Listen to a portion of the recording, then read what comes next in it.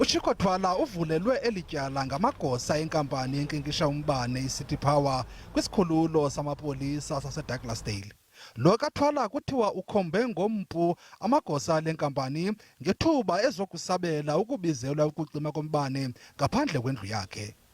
Ngokokutsho kwabakwaCity Power, abamelwane bakaTwala kuye kwanyanzeleka ukuba bangenelele ukuhlangula aba basebenzi bale nkampani.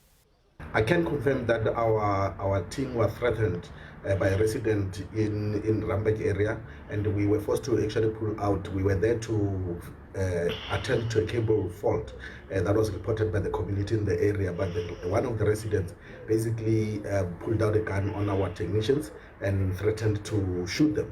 Elityala liye larhoxiswa kancinci nje emva kokuba liqalile. We can confirm as the NPA that Ernest Twala, also famously known as uChicco Twala, appeared facing charges of pointing something that resembles a firearm as well as common assault. Elityala kungoku nje limiselwe umhla wama-26 kwinyanga kaAugust ukunika ithuba inkqubo yophando oluthe gabalala ngezityholo.